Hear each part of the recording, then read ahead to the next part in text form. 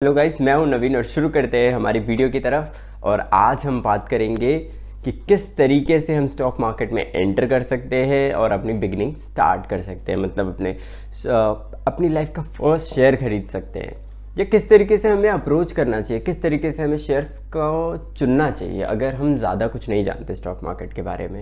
ठीक है, तो जो चीज़ें हमें करनी है या जिन चीज़ों पे हमें ध्यान देना है स्टॉक मार्केट में, वो ये है।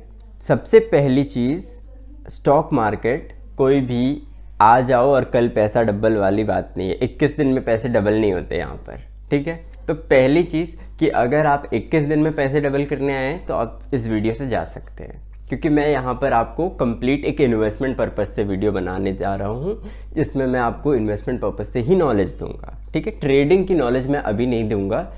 ट्रेडिंग में भी 21 दिन में पैसे डबल नहीं होते हैं, उसमें भी काफ़ी सारी चीज़ें होती हैं, काफ़ी पैरामीटर्स होते हैं जिससे देखना होता है और एक प्रॉपर सेटअप होता है, तभी आप ट्रेड कर सकते हैं। ठीक है, तो आज हम इन्वेस्टमेंट की बात करेंगे और इन्वेस्टमेंट में भी मैं कुछ पैरामीटर्स बताऊंगा जिन्हें आप देखेंगे तो आप रिस्क को मिनिमाइज़ कर सकते हैं अपने। ठीक है, तो सबसे पहला पैरामीटर जो कि है वो है क्वालिटी स्टॉक चुनना। अब क्वालिटी स्टॉक्स क्या होता है, मतलब हमें कैसे पता चलेगा क्वालिटी स्टॉक क्या होता है, मतलब कौन सा स्टॉक क्वालिटी है, कौन सा क्वालिटी स्टॉक नहीं है। तो क्वालिटी स्टॉक वही स्टॉक्स हैं, अगर मैं एक नॉर्मली बिना किसी मैथमेटिकल टर्म या फिर कॉम्प्लेक्स टर्म के बारे में बताए आपको अगर बोलूं, तो मैं बता सकता हूं कि आपके घर में जो चीज़ें आप यूज़ कर रहे हैं ना डेली यूज़ में, वही सारी कंपनीज क्वालिटी कंपनीज हैं। आप टूथपेस्ट यूज़ कर रहे हैं, कोलगेट क्वालिटी कंपनी है।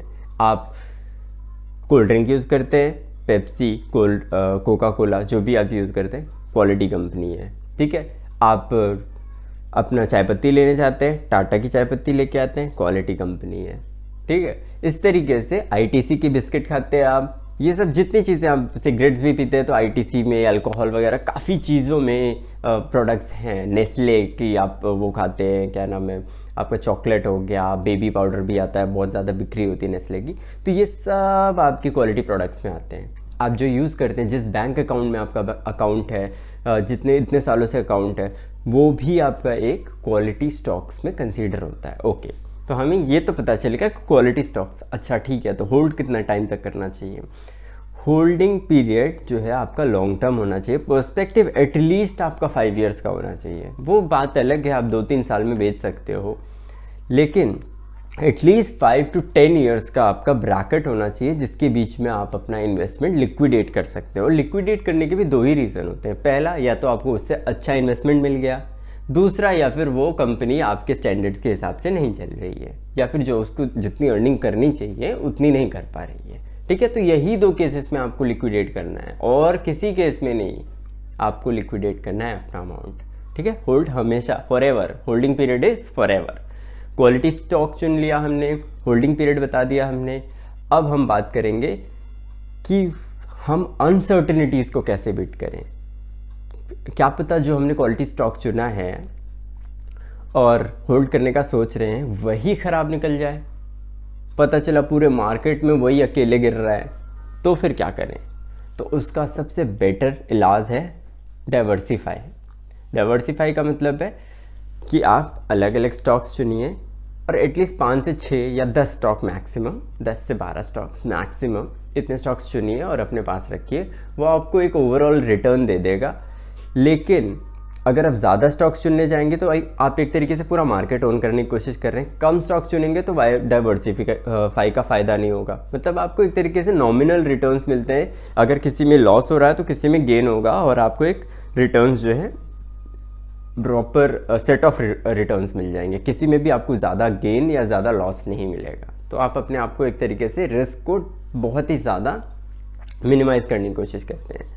ठीक है, उसके बाद और भी चीज़ें होती हैं, जैसे आप बाय लो कर सकते हैं। बाय लो का मतलब आप चेक कर सकते हैं कि कौन से टाइम पे स्टॉक सबसे ज़्यादा नीचे। इन सब चीज़ों की स्ट्रैटेजी खैर मैं आके आपको बताऊंगा।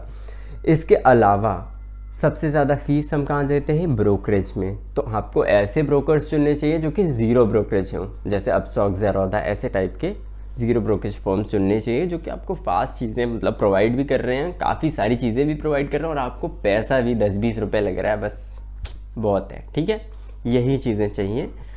आपने स्टॉक चुन लिया, होल्डिंग पीरियड पता है, कब बेचना है सब पता है, ये सब चीज़ें इंपॉर्टेंट हैं। ठीक है, इतने से आप एक बेकार इन्वेस्टमेंट करने से बच जाओगे।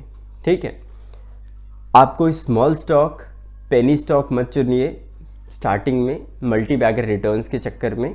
आप स्टॉक्स वो चुनिए जो कि बड़ी स्टॉक्स हैं, ब्लू चिप स्टॉक्स हैं, वो आपको रिटर्न्स देंगे 15%, 16%, 20% तक रिटर्न आपको मिल जाएगा।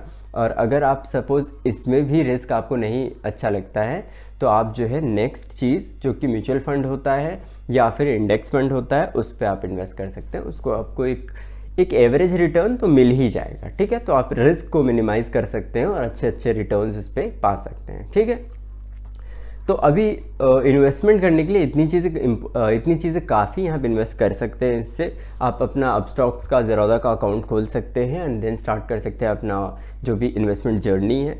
स्टार्टिंग में ज़्यादा अमाउंट मत डालिए, स्टार्टिंग में 100 रुपये डालिए और चेक करिए कि क्या मुझे सारी चीज़ें आती हैं, क्या मैं सब बाई सेल ऑर्डर लगाना ये सब चीज़ें आती हैं मुझे, क्या मुझे सब कुछ समझ में आ चुका है, प्रोसेस क्या होता है। उसके बाद आप अपना SIP स्टार्ट कीजिए। उस स्टॉक में डेली या मंथली जो आप इन्वेस्टमेंट कर सकते हैं, वीकली इन्वेस्टमेंट का भी चांसेस मतलब आप चीज़ें कर सकते हैं। कोई स्टॉक पसंद आ गया तो डेफिनेटली आप उसमें ऐड आउट कर सकते हैं। आपके पास स्टॉक है, उसमें डाउनफॉल आता है, आपको भरोसा है उसके ऊपर, तो आप नीचे प्राइस पे खरीदिए और ज़्यादा क्वांटिटी खरीदेंगे तो इससे क्या होगा, एवरेज आउट हो जाएगा। एवरेज आउट होगा तो आपको ज़्यादा फ़ायदा होगा आगे चल के। ठीक है, ये सब चीज़ें, इस पर आपको कोई भी क्वेश्चन होता है इससे रिलेटेड आप उससे बेझिझक पूछिए और मैं आपको इस पर आंसर दूंगा। Thank you so much.